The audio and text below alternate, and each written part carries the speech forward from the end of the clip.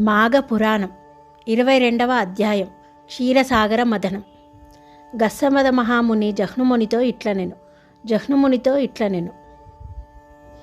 జహ్నుమునివర్య వినుము.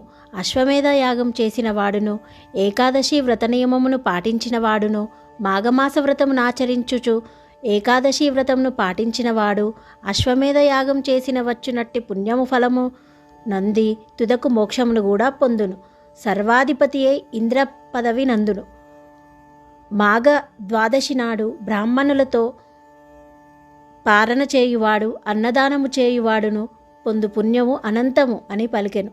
జహ్నుముని గస్నమద మహాముని తిథులు అనేకములు ఉండగా ఏకాదశి అన్నిటికంటే శుభప్రదమైనది ఎట్లయ్యెనో, అనేక అశ్వమేధములు చేసిన వచ్చునంతటి పుణ్యము ఏకాదశి వ్రతమొక్కటే ఇచ్చుట ఏమి? ఎవరైనను ఇట్లు చేసి ఇంతటి పుణ్యము నందినారా చెప్పుము అని అడిగెను. గస్సపద మహాముని ఇట్లనెను.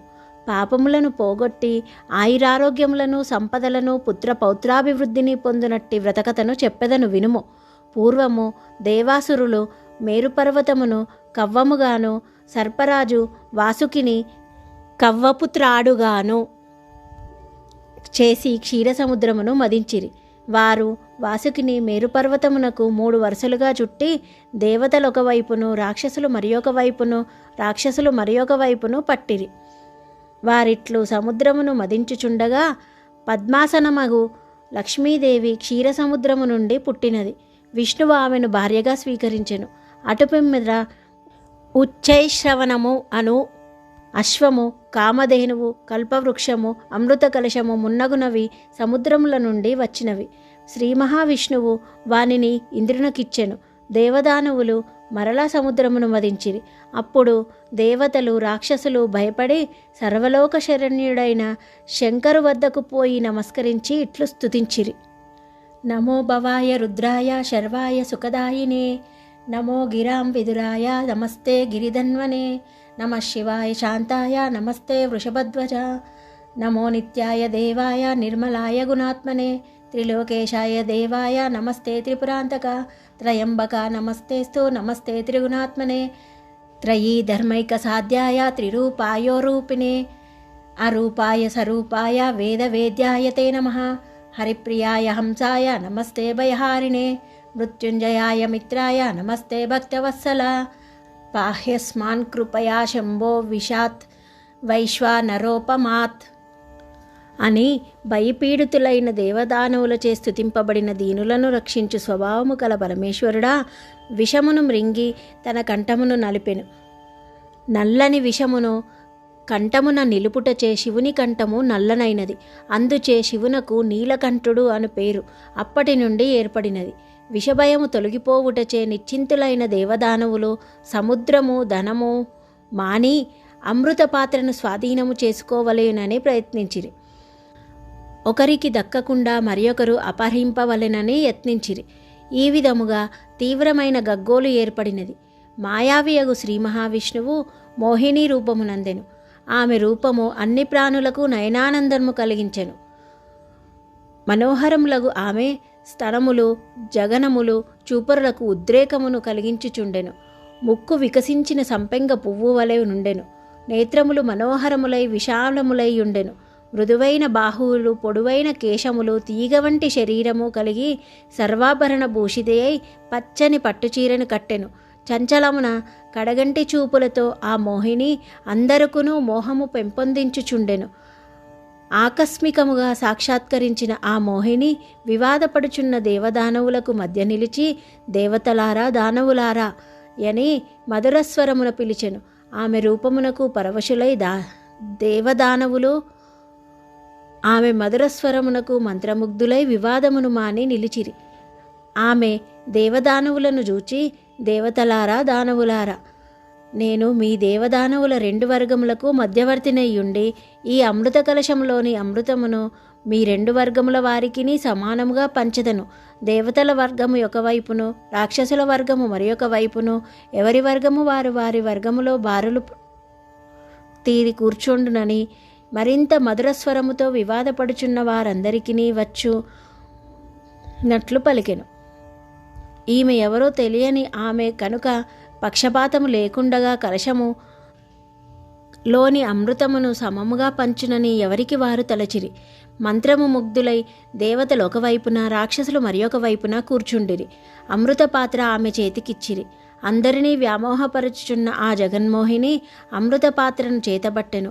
ఆమె అమృత పాత్రలో నేర్పరి అయి 2 భాగముల నేర్పరచెను.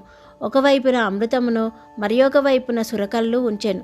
రాక్షసులున్న వైపున కల్లును, దేవతలున్న వైపున అమృతమును వడ్డించుచు ఎవరికినీ అనుమానము రాకుండా అటు ఇటు తిరుగుచుండెను. రాక్షసులు సురను తాగి అది అమృతమని తలిచిరి. చెవుల కింపుగా ధ్వనించుచున్న పాదముల యందల రవలితోనూ హస్తకంకణముల సుమధుర నాదములతోనూ ఆ జగన్మోహిని దేవదానవుల మధ్య విలాసముగా మనోహర మధురముగా తిరుగుచు అమృతమును దేవతలకును సురను దానవులకును కొసరి వడ్డించుచుండెను. దేవదానవులు తమ హస్తములను దోసిల్లు చేసి హస్తములే పాత్రలుగా చేసుకున్న వారై త్రాగుచుండిరి. రాహుకేతువుల వివరణ.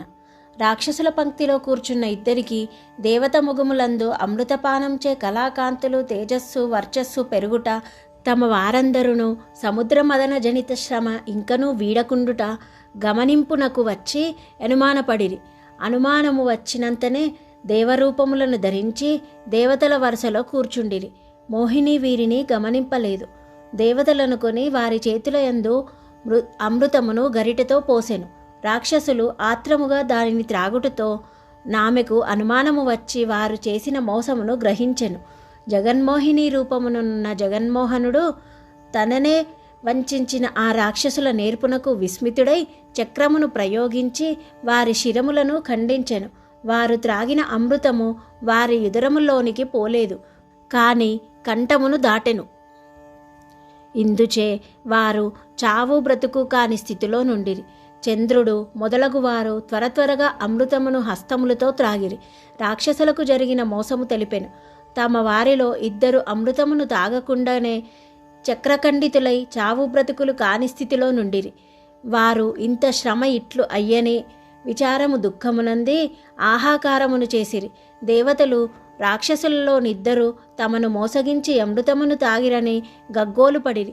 దానవులు కాక వికలై తమ స్థానములకు చేరిరి. జగన్మోహిని శ్రీహరి అయ్యెను. చక్రంచే నరుకబడి చావు బ్రతుకులేని అయోమయ స్థితిలోనున్న రాక్షసులు, కేశవ, చావును బ్రతుకును కాని ఈ స్థితిని మాకు దుర్భరముగానున్నది, మా గతి ఏమి, మాకాహారం ఏది అని దీనముగా శ్రీహరిని ప్రార్థించిరి. శ్రీహరియు పాడ్యమి పూర్ణిమతో గాని అమావాస్యతో గాని కల సంధికాలమందు సూర్యుని చంద్రుని భక్షింపుడు, అదియే మీకు ఆహారమని పలికెను. ఆ రాక్షసులు ఆకాశమును చేరిరి. ఇంద్రుడు మొదలగు దేవతలు అమృత కలశమును తీసుకుని స్వర్గమునకు పోయిరి. బ్రహ్మ, ఈశ్వరుడు, విష్ణువు తమ తమ లోకములకు చేరిరి. సముద్ర తీరమున అమృత కలశమునుంచినప్పుడు 2 అమృత బిందువులు నేలపై బడినవి. ఒక బిందువు పారిజాత వృక్షముగాను మరి ఒక బిందువు తులసి మొక్కగాను అయినది. కొంతకాలము గడిచెను. సత్యజిత్తు శూద్రుడొకడు మొక్కలకు నీరు పోసి కుదుళ్లను కట్టి ఆ రెండింటినీ సంరక్షించెను. ఆ 2 ముక్కలున్న చోట మనోహరమైన పూలతోటగా మారెను. సత్యజిత్తు సంరక్షణ వానికి దోహదమైనది. అతడును ఆ మొక్కలకు నీరు పోసి పెంచుచు పారిజాత పుష్పములను, తులసీదళములను అమ్మి జీవించుచుండెను. పారిజాత వృక్షము పెరిగి పుష్ప సమృద్ధమై నయనానందకరముగా నుండెను. తులసి కోమలమైన దళములతో అందముగా నుండెను. ఇంద్రుడొకనాడు రాక్షస సంహారమునకై పోవుచు వానిని చూచి పారిజాత పుష్పములను దేవతాస్త్రీలకి ఈయవలెనని పారిజాత పుష్పములను కోసుకొని స్వర్గమునకు తీసుకొని వెళ్ళెను. శచీదేవి మున్నగు దేవతా వనితలు పారిజాత పుష్పములను చూచి ఆనందించిరి. మనోహరములకు ఈ పుష్పములు మాకు నిత్యము కావలేనని కోరిరి. ఇంద్రుడును గుహ్యకుని పంపి భూలోకము నుండి పారిజాత పుష్పములను వృక్ష యజమానిని అడగకుండా వానికి తెలియకుండా దొంగతనంగా తెప్పించుచుండెను. పుష్పములు తగ్గిపోవుటను సత్యజిత్తు గమనించెను. దొంగను పట్టుకొనదల్చెను. తోటలో రాత్రియందు దాగియుండెను. పుష్పములను కోయవచ్చిన గుహ్యకుని పట్టుకొని యత్నించెను. యక్షుడు దివ్యశక్తి కలవాడగుటచే వానికి చిక్కకుండా ఆకాశమునకు ఎగిరిపోయెను. సత్యజిత్తు ఎంత ప్రయత్నించినను వానిని పట్టుకొంట సాధ్యము కాకుండెను. దేవేంద్రుడవు, నీవు యక్షకుడవు, ఆకాశగమన శక్తి కలవాడవు, మానవులకు దొరకవు. కావున పారిజాత పుష్పములను తెమ్మని గుహ్యకుని ప్రోత్సహించెను. పుష్పములు ప్రతిదినము పోవుచనే ఉన్నవి. సత్యజిత్తునకు ఏమి చేయవలనో తోచలేదు. పుష్పచోరుని ఉపాయంచే పట్టుకొనవలేనని తలిచెను. శ్రీహరి పూజా నిర్మాల్యమును తెచ్చి పూలతోటకు లోపల అంతటను చల్లెను. యక్షుడు యథాపూర్వముగా పారిజాత పుష్పముల దొంగతనమునకై వచ్చెను. అతడు ఆ పూలను కోయుచు శ్రీహరి పూజా నిర్మాల్యమును తొక్కెను. పుష్పములను కోయపోవుచు శ్రీమన్నారాయణ్ణి పూజా నిర్మాల్యమును దాటెను.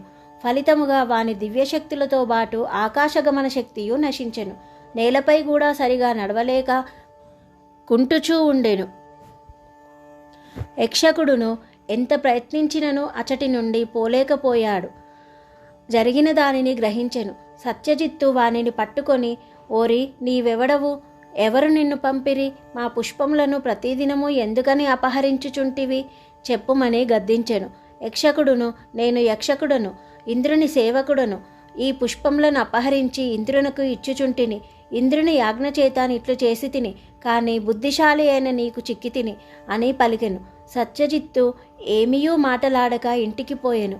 ఇంద్రుని సేవకుడైన యక్షుడు 3 దినములు బందీ అయి ఆ తోటలో ఉండెను. 22వ రోజు పారాయణ భాగం సమాప్తం.